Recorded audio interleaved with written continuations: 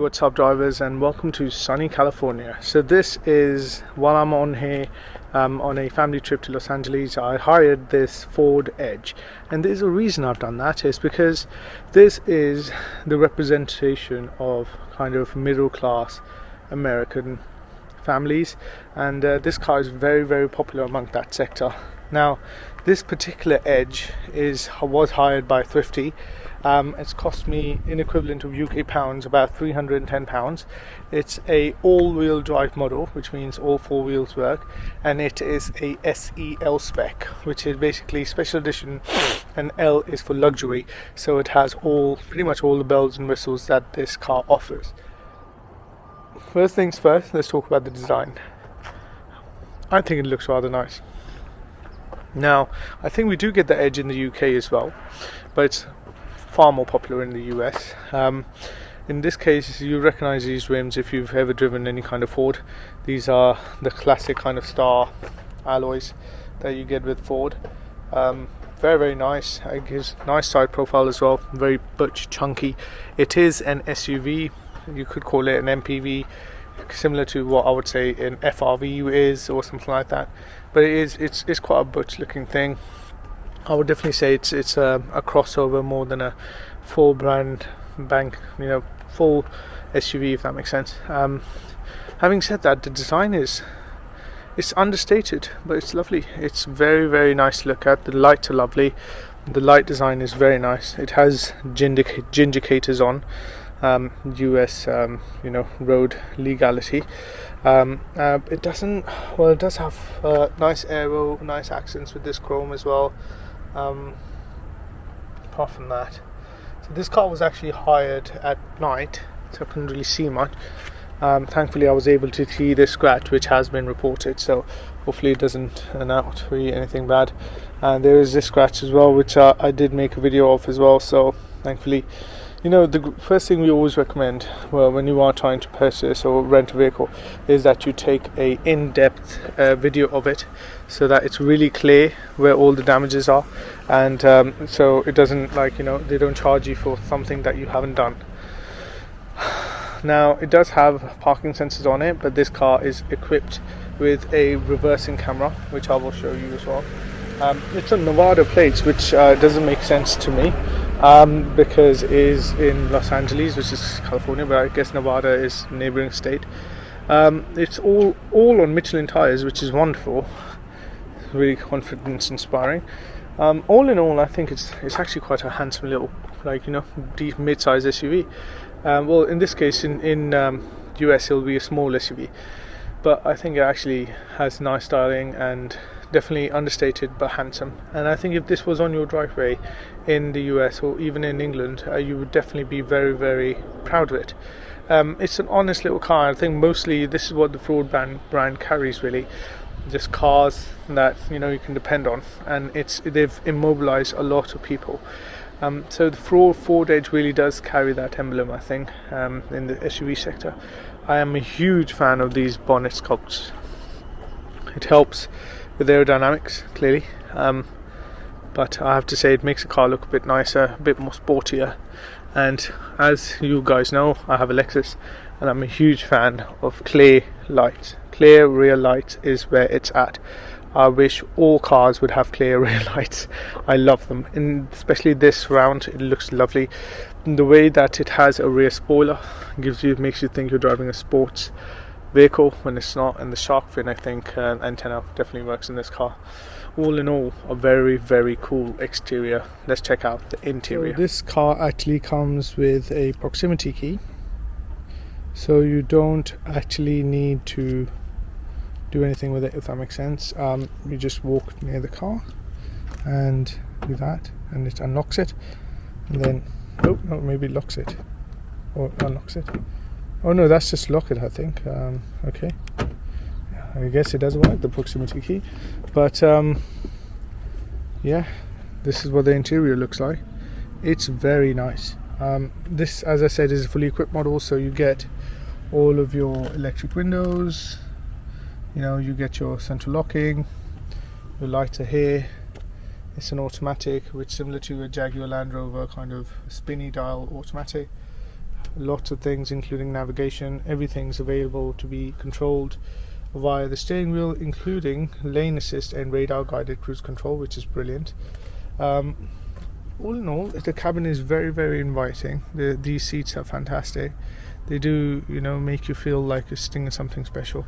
The thing that dominates it has to be this screen, which is fantastic and quite easy to use. You also get chargers in here, and you can see up here, and you can connect Apple Play and Android Auto. In the rear, we have plenty of room, if I'm honest. It's as simple as that. There's loads of room, fair enough of leg room, and I came here with my daughter, so her seat was easy to install. The leather seats are fairly comfortable, the leather is fairly soft, and I have to say a generous amount of leg room and rear vents make sitting in the back not a chore. You also do get privacy glass or slightly tinted windows, so whoever's sitting in the back can have a little bit more privacy if required. So I think this is a gasoline model. It is indeed so pretty easy. As I said, normally you would have plug-in hybrids or anything like that. They would have their little thing there. Let's see what else we can show you. Let me show you the boot. There we go. All-wheel drive. Nice boot. Loads of space. Very similar to the Lexus I have in the back in the UK. You can control the rear seats from there, which is rather easy. You also got these like shopping trolley hooks, which is really good. So that's brilliant. Plenty of storage back here. Parcel shelf is missing, but that was how we got the car. And you can see there are a few marks here where people have rented the vehicle before. And it's not the cleanest of things, to be honest. You can see that it needed a clean when they gave it to us, but all in all, I have to say it's not a bad car. And for £300, and I did hire it for a week, 8 to 9 days actually. Keeping that in mind, I think it's good value for money. So what's the edge like behind the wheel? Well, what greets you as a driver is this massive kind of steering wheel, which actually is telescopic, and it goes up and down as well, which is lovely. So in this case, I'm going to move it down and perhaps a little bit towards me, but not too much. Right about there. You also get a single speedo, which looks like it's analog, but it's actually supported by these two screens on each side, which are not analog. System off to save battery. This is, of course,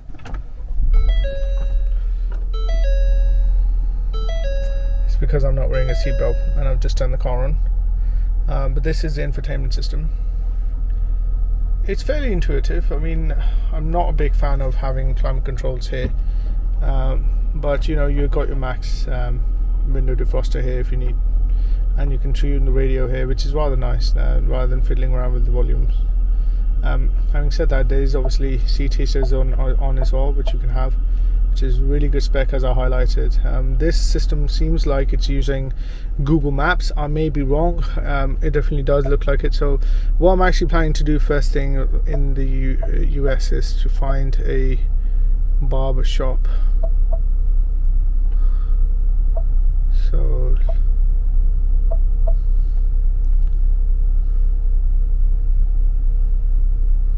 Austinel barber shop, see what it comes up with. Barbary Lane. This is very, very, it's not the most intuitive thing in the world. So I know that there's something called His Barbers because I looked on Google.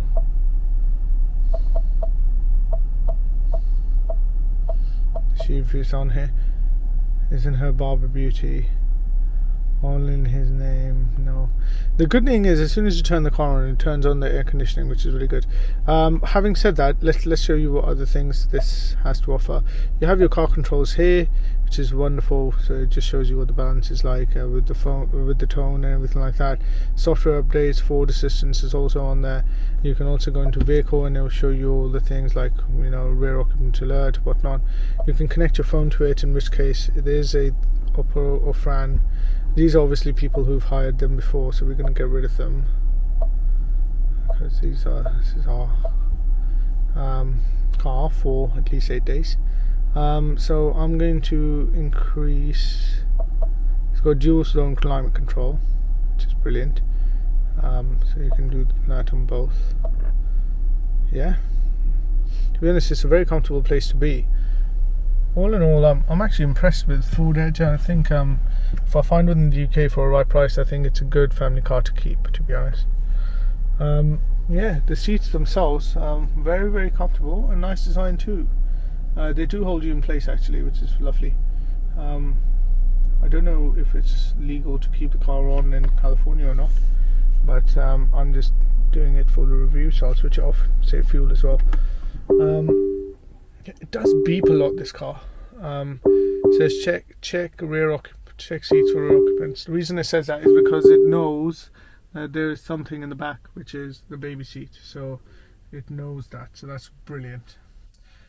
It's a very intuitive car to use. You do have access to like different kind of controls here and lights. The vanity mirror is lit, which is lovely. Yeah, it's not the cleanest of things. I mean, I'm not saying Thrifty is thrifty when it comes to spending money on their vehicles to clean them and to prepare them for the next people, but it's not the cleanest and the nicest condition car I've ever been in. But then I think what I paid for the vehicle definitely warrants a bit of leeway. What other things can I show you? Yes, let me show you how the radio works. So this is a bit that allows you access to the radio. I think it's a DAB system, I'm not sure, but it definitely works and it's lovely. You also have your phone, so you can connect Android app and Android Auto and Apple Play to it, so if you want to do that, and obviously once you've done that, then you'll be able to enjoy music, like whatever need be. So yeah, the Ford Edge, we're going to take it for a drive and see what it drives like, and I'll be able to relay that to you as well. Right, so you find me behind the wheel of the Ford Edge, and we're going to take it for a drive. I'm actually going to go and get a haircut at a local barber's.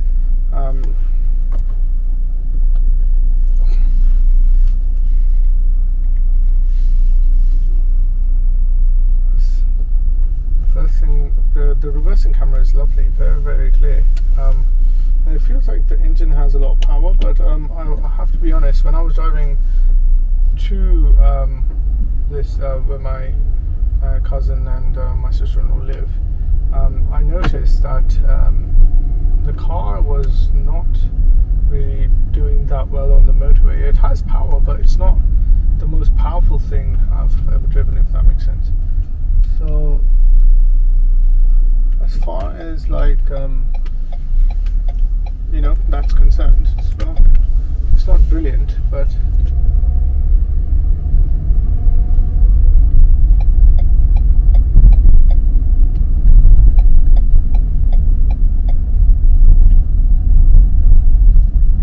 American roads are very different to British roads.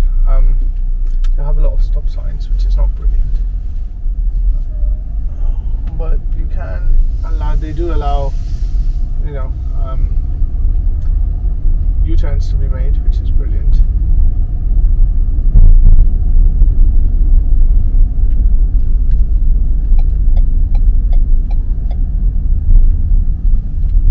Unless they say no U-turns.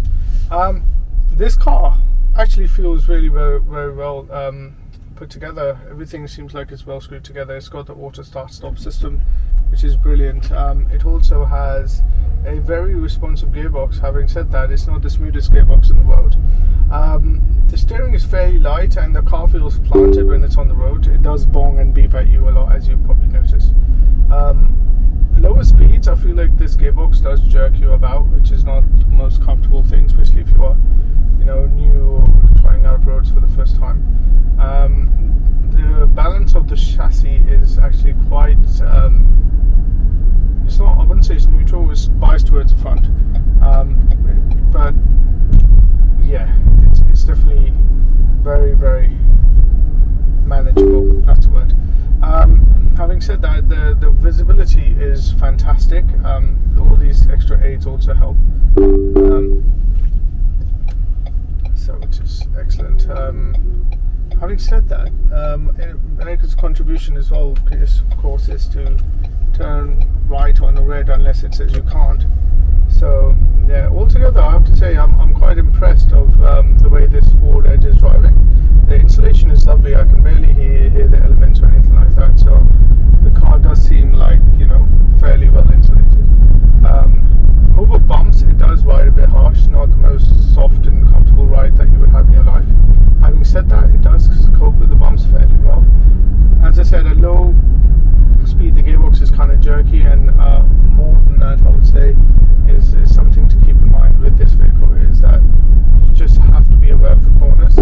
It does have a fair few blind spots, and if you don't have this one like I do, which has blind spot monitoring and everything in there, then that's something to keep in mind when you're driving this vehicle. Otherwise, the infotainment system, as I said, the way that the car feels and everything seems very, very nice and comfortable, so that's wonderful. Just going to sort these mirrors out, to be honest, to be able to see where I'm going. But very, very nice place to be otherwise.